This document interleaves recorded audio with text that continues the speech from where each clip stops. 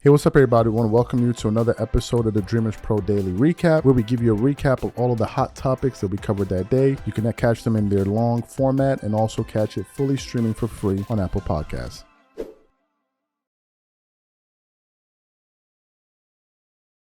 This is actually a crazy one.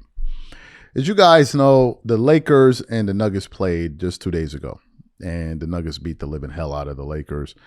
In the second half, they ended up going on a 50-17 run, and it was just a total beatdown.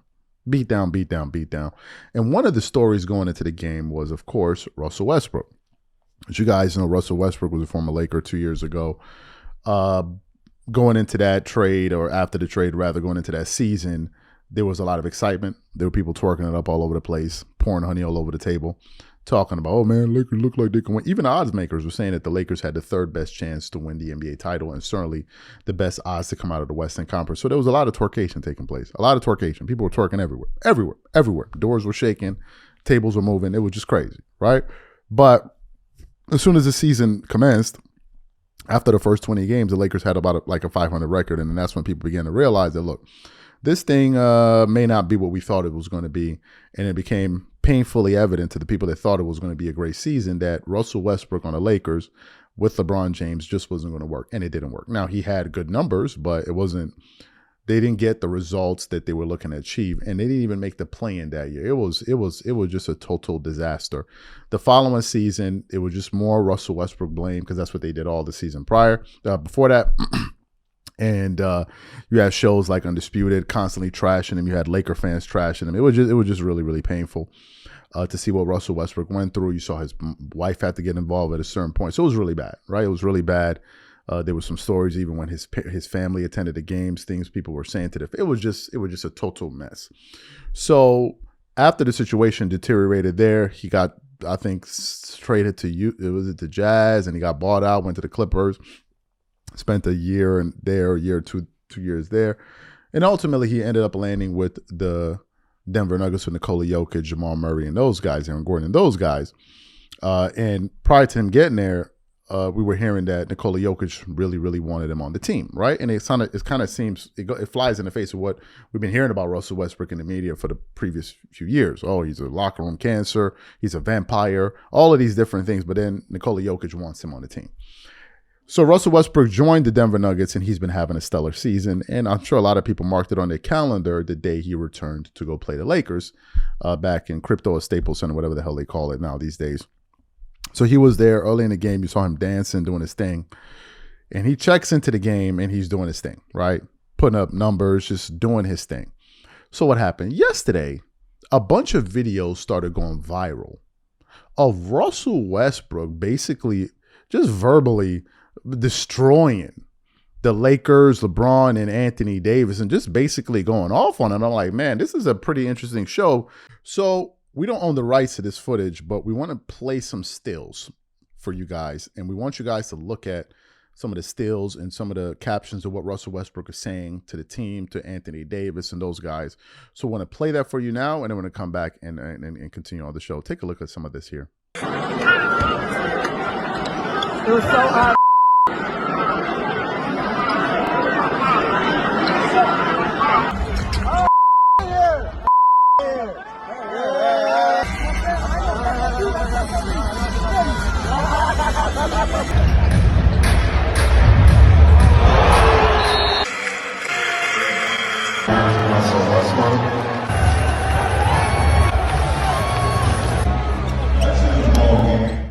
So you saw some of the things that Russell Westbrook had to say. Now, I want to read a little bit of the reaction of what people had to say. We got this from sideline sources.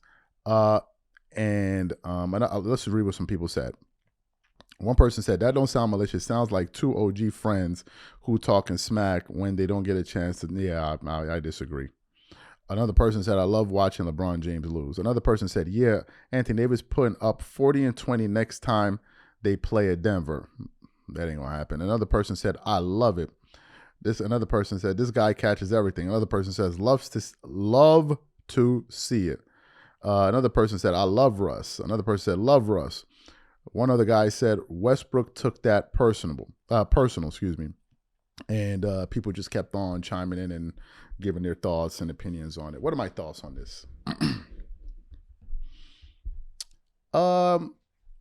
I think that Russell Westbrook is expressing what he truly believes in that group.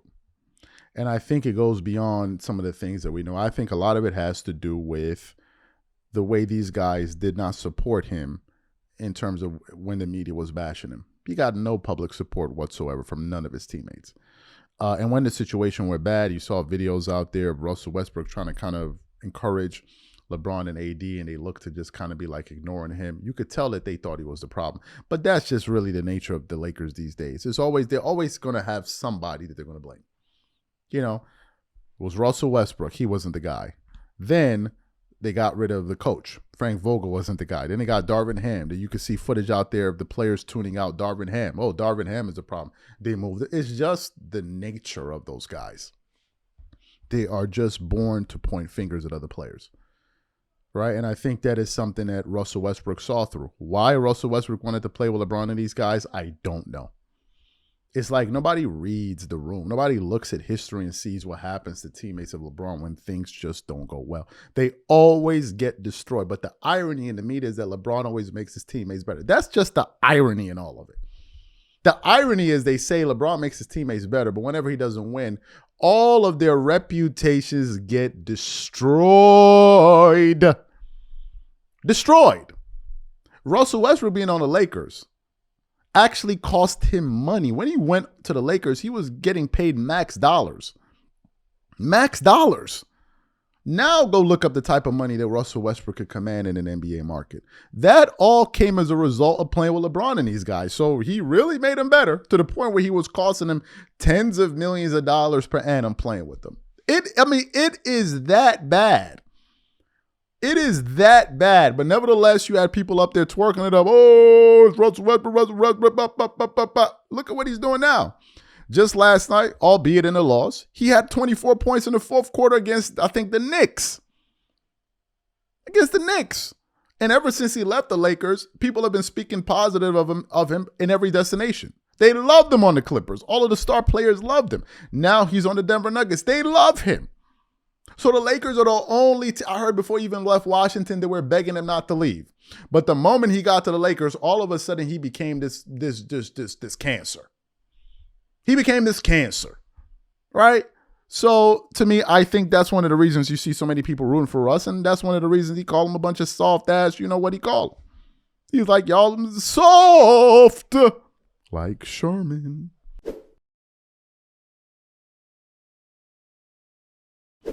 This might be arguably the most ridiculous show we've ever done since we started this channel. And we've done a lot of crazy shows. We've had a lot of Ben Simmons videos, but this particular video right here is taking the cake. This one is unheard of. Right now, as you guys know, LeBron James is the face of the NBA. Right? He's the most popular player we have in the NBA, although there is some interesting data out there that suggests that Stephen Curry is probably a bigger draw when it comes to viewership in terms of games, but on a day-to-day basis, LeBron James gets discussed way more than Stephen Curry. It just is what it is. I would say it's LeBron, then it's Curry, and then it's Durant, and then I think it's everybody else, right? But LeBron is still the face of the league, in my estimation, and I think most people agree watching this show. So we know that LeBron has a lot of star power. But I think that what all of us didn't expect was, or really didn't anticipate, was the star power he had in terms of how it would trickle on down to his son, Bronny James. Bronny James, ever since he decided to come to the NBA, has turned into a phenomenon onto himself. Right, onto himself. You see the coverage he was getting in summer league, in the summer league, and then you had the start of the preseason, you had the regular season, and now the G League. Right, he's been something he's been a lightning rod for attention. But yesterday, what I saw yesterday left me absolutely speechless. I want to read from a Sports Illustrated headline. It says, Lakers news. Bronny James expected to overtake LeBron as top selling jersey. Folks, we cannot make it up. Let me read the title one more time. Lakers news. Bronny James expected to overtake LeBron as top-selling jersey. It's unbelievable. So let's get into what the article had to say. It continues on. The Los Angeles Lakers made waves earlier this year when they selected rookie guard Bronny James in the second round of the 2024 NBA draft. Despite a poor first season with USC's Trojans, James made it to the NBA and has had all the eyes on him since. Being the son of NBA superstar LeBron James, Bronny has been in the spotlight for many years. It's nothing that he can't handle, but being on the Lakers is an entirely different story. So far, Bronny has handled everything well, and people have wanted to tune into his development. While the rookie hasn't played particularly well so far, either in the NBA or G League, it seems that people are interested in representing him. In a recent study done by Fadeaway World, it showed that Bronny has overtaken his dad, LeBron, in terms of most searched and likely purchased NBA jerseys. The study analyzed Google keywords data on searches for a player's jersey since June 2014. The more searched a jersey was indicated that likely that it generated the most sales as well. The Lakers' most popular search jersey was revealed to be that of Bronny James, which received an average of 36,847 searches per month in the U.S. This put his father LeBron in second place going into his 22nd NBA season. While NBA rookie Bronny ranks at the top, LeBron's jersey was subject to an average of 21,190 searches per month. Following the James pair for jersey popularity was Austin Reeves, Anthony Davis, and Dalton Knecht. Bronny has just kept his head down and focused on trying to improve his overall game. Los Angeles believes that he can be an impactful player at an NBA level down the line, so they're giving him opportunities to succeed. The rookie has been splitting time between the Los Angeles Lakers and the South Bay Lakers as he hones his overall growth. However, the Lakers have only been letting him play home games for South Bay, a decision that has been widely criticized all over. So you heard what the article had to say there. The question I got to ask is, who bought the jerseys? I know there are people watching this show right now that bought the jersey. I know some of you dudes bought that jersey. I can feel it in my bones that some of y'all bought that jersey. Who are you people that bought this jersey? You can't make this up. You cannot make it up. Bronny James has the most searched. It's just unbelievable. It's unbelievable, and it shows you the power of marketing. It shows you the power of marketing. It really, really does. But it also exposes where we are in society today. That, in the past, we used to celebrate excellence, right? We used to celebrate excellence. Now we just celebrate sensationalism and the story. Because for Bronny to have such a popular jersey and for it to be more popular than his own father, LeBron, who's actually popular for being good, says a lot about where we are from a societal standpoint right now. It's just, what can you say? What can you say? That Bronny is actually more popular than NBA All-Stars, but also it speaks to what the NBA is really focused on, because they're not really marketing some of their best players. There's more attention on Bronny. And now it makes sense to see why the Lakers drafted him, because it's a money grab. Of course, it's going to make a lot of money. People like Kenyon Martin and others were saying that this is going to make them a lot of money. With jersey sales, merchandising, people tuning in to watch the games, et cetera, is going to turn into revenue, right? And maybe there's another reason that they decided to draft Bronny that we may be unaware of, like, okay, we need to figure some things out financially. Who knows? Who knows? Maybe that's the reason Bronny's in the NBA to begin with, on the Lakers to begin with. Maybe it's not about him developing his basketball talent. Maybe it's about this. Maybe it's about the money he's going to generate by just being on the Lakers, That could also be it. Him being on the Lakers, playing with his father. Maybe there's some more to this story that we don't know, but absolutely incredible. So this is a pretty interesting story that's trending all over the internet that I just discovered about an hour or two ago. And it's centered on a very heated exchange that took place between Shannon Sharpe and Stephen A. Smith yesterday when they were discussing Bill Belichick and the possibilities of him joining the Dallas Cowboys with Jerry Jones and whether or not it will be a situation that will be tenable. But so that was kind of the backdrop of it. Now, it's important to say that we were kind of one of the early channels that were covering the fallout between Skip Bayless and Shannon Sharpe before it took place, right? I was saying things years ago. I was like, I found it strange that these guys would never dap up before a show. And some people, like, when they used to have these kind of heated arguments, some people were like, oh, no, it's just television, it's just television. I'm like, okay. And then ultimately they had their breakup.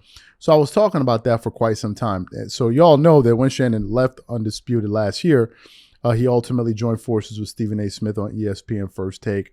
They were hitting record breaking ratings. Some days it would have like 850,000 concurrent viewers. Just crazy stuff, right? Crazy stuff.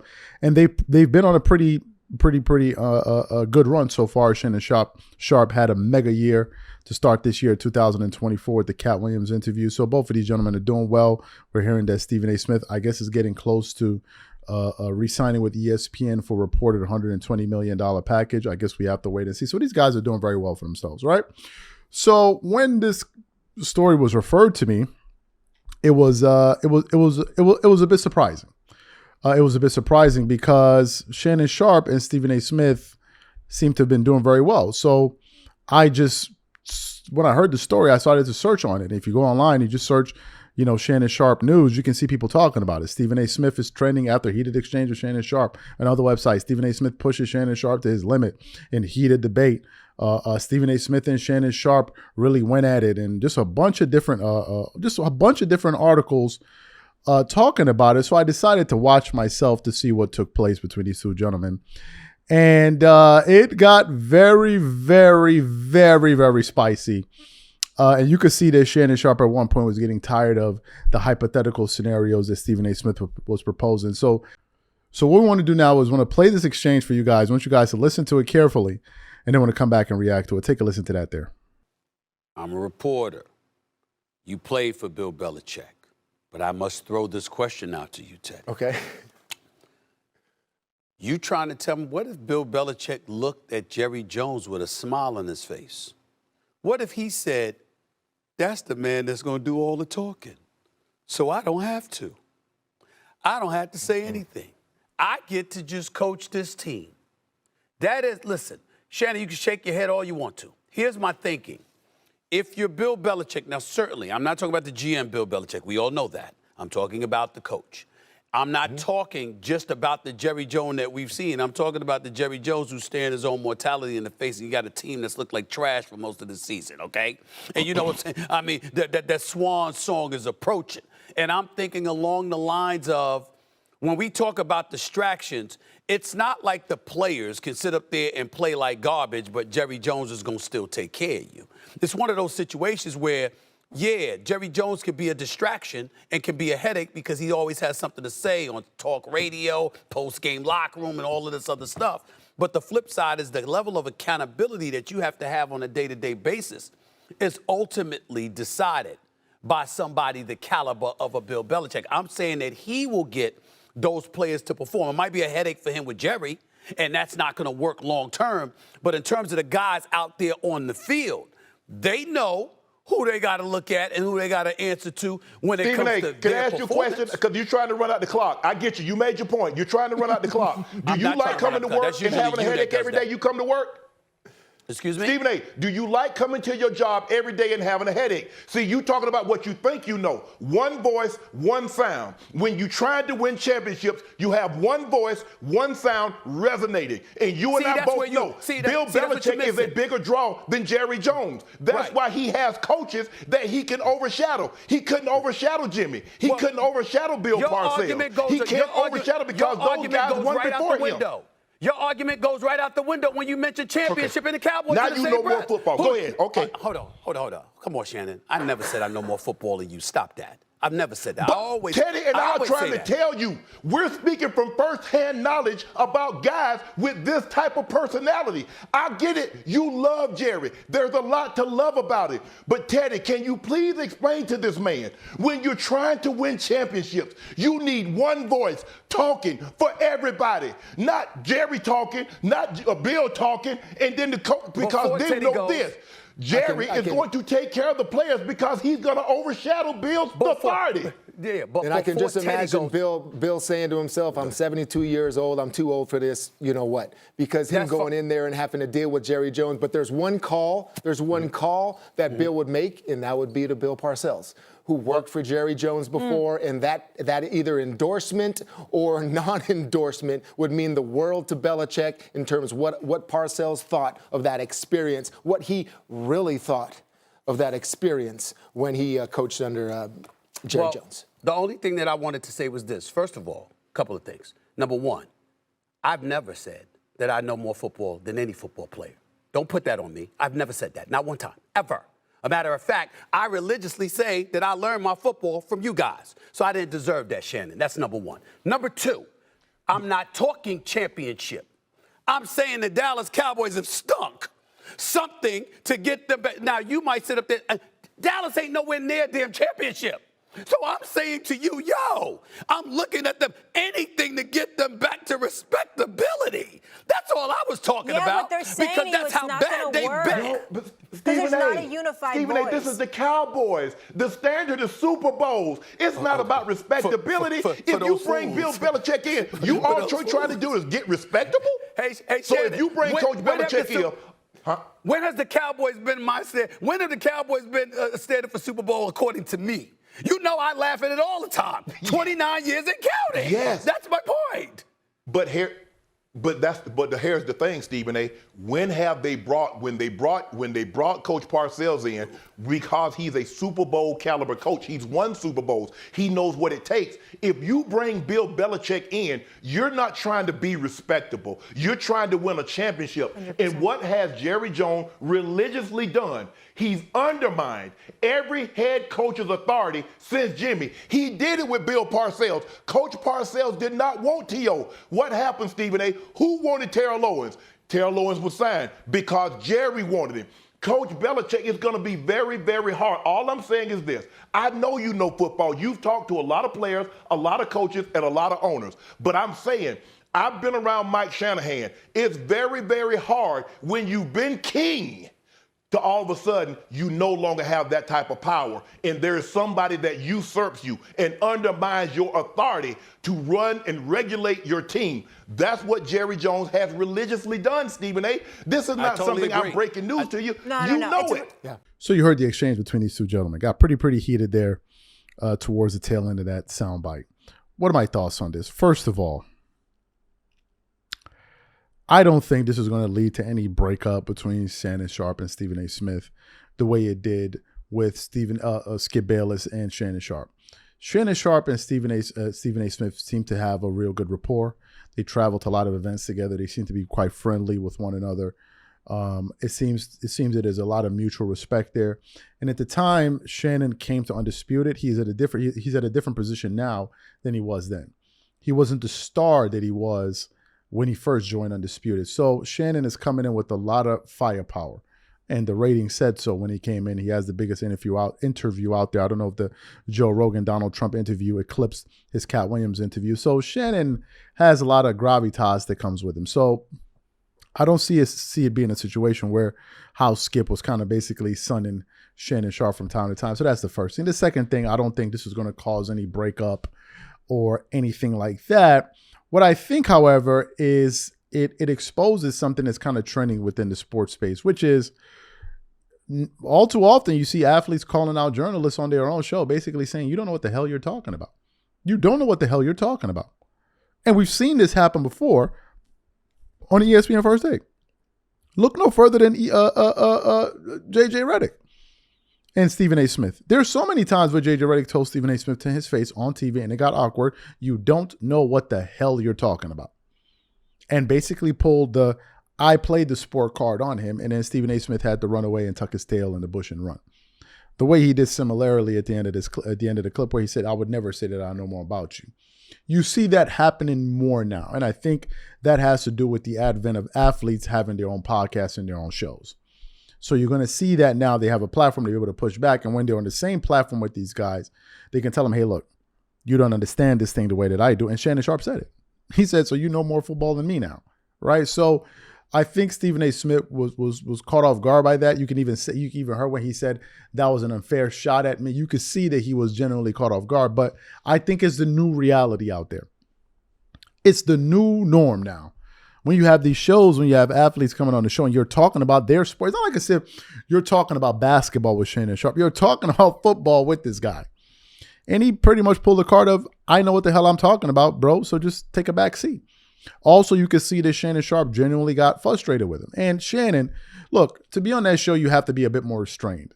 Now, one person that didn't exercise such restraint was J.J. Redick. J.J. Redick didn't care if it was Stephen A. Smith's show. He would, if he needed to embarrass him on TV, that's exactly what he would do. Shannon Sharpe seems to be a little bit more tactful and mindful of that, but it seemed like he got tired of just holding his tongue and just smiling along with the segment. Like, okay, this is becoming ridiculous. I get that we have to argue here. I get that there has to be a debate here, but like this is becoming outlandish. And he let his opinions be known in a very authentic way, which made for great television because it was authentic. But I don't see this being as something that's going to cause them to break up. I could be wrong, but I don't really think it is.